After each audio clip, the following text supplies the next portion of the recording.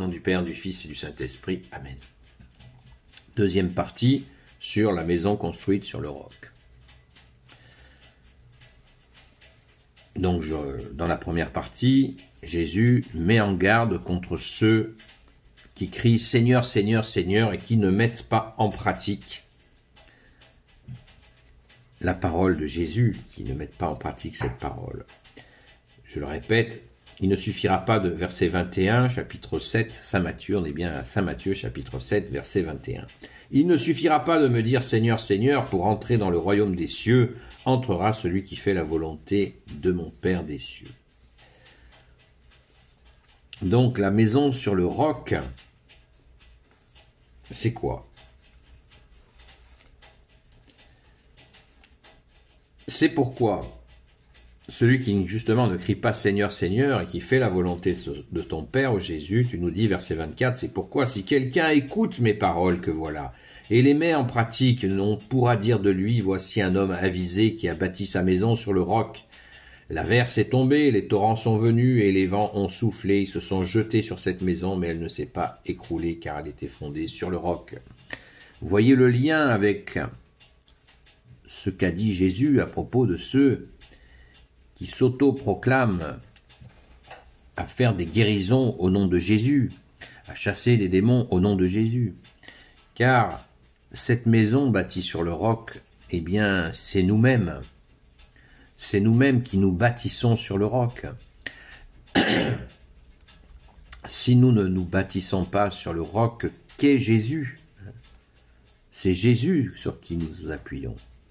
Eh bien, ceux qui disent guérir, ceux qui disent chasser les démons, tôt ou tard, rencontreront, comme on dit, un os.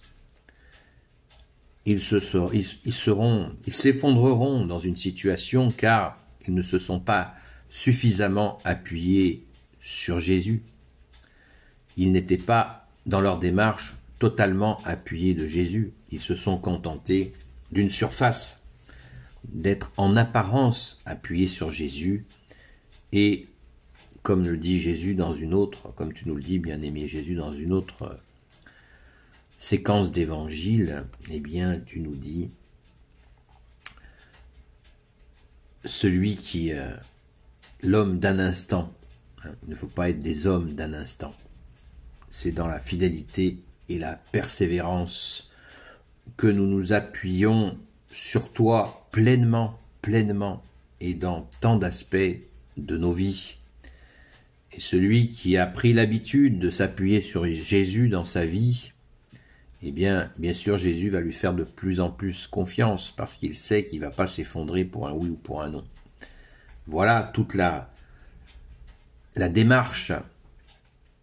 Souvent, des gens me disent « Ouais, j'aimerais bien guérir, à poser les mains sur les gens. » Je commence par prier, reviens, fais ton retour dans l'église de Jésus, la Sainte Église catholique.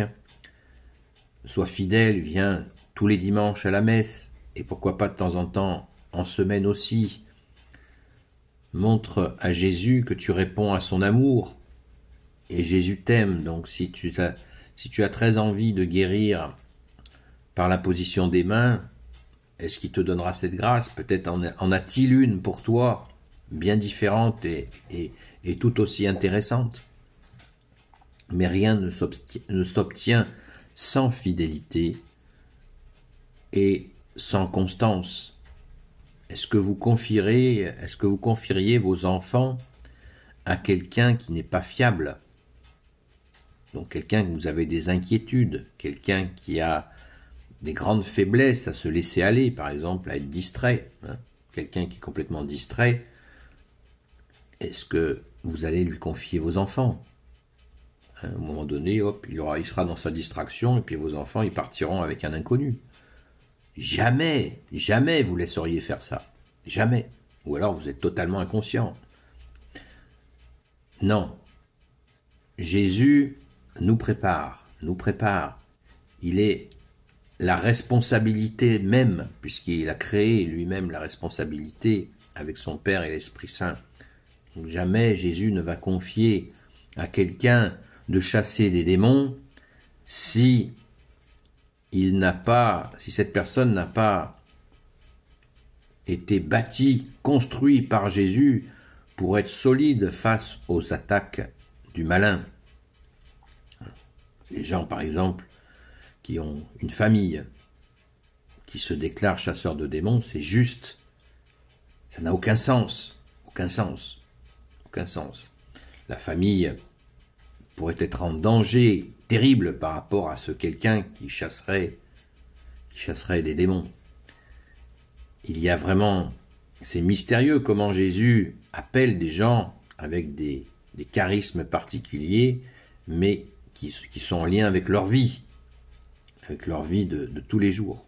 C'est la maison construite sur le roc. Construisons nos maisons sur le roc, pas à pas.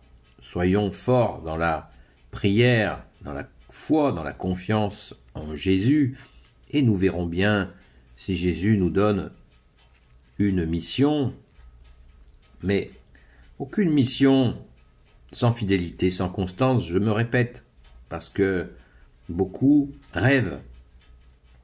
Jésus est à la fois totalement, il est la lumière, et il est très concret, très très concret Jésus. Et il va nous donner des forces si nous souhaitons bien sûr avancer avec lui. Il va nous donner les forces, il va nous aider à la bâtir cette maison. Sinon il se passera ça. Verset 26. Par contre, si quelqu'un écoute mes paroles que voilà et ne les met pas en pratique, on pourra dire de lui, voici un homme sans cervelle, qui a bâti sa maison sur le sable. L'averse est tombée, les torrents sont venus et les vents ont soufflé, ils se sont jetés sur cette maison et elle s'est écroulée. Ce fut un vrai désastre. Voilà. Donc Jésus ne veut pas nous mettre dans une situation de désastre. Ça va de soi. C'est évident.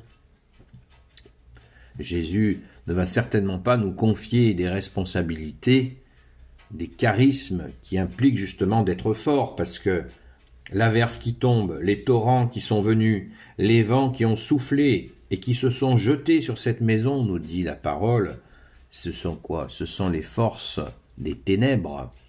Et on sait très bien que les ténèbres utilisent les hommes aussi pour nous attaquer. Donc, soyons humbles, et si nous ne sommes pas humbles, demandons à Jésus l'humilité, donnons-lui notre orgueil de vouloir guérir les gens avec nos mains, cela peut nous emmener à des désastres. Comme c'est dit, je ne l'ai pas inventé.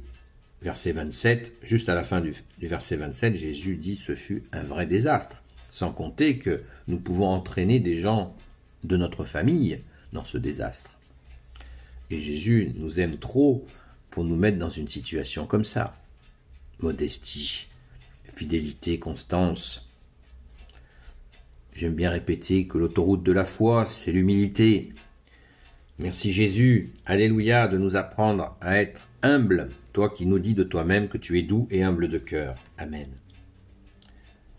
Et verset 28, rappelons cette merveille, puisque Jésus aime bien faire la synthèse, et comme tu es la vérité, Jésus, c'est magnifique.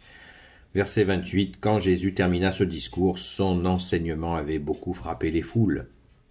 C'est qu'il les enseignait avec autorité et non pas comme leur maître de la loi.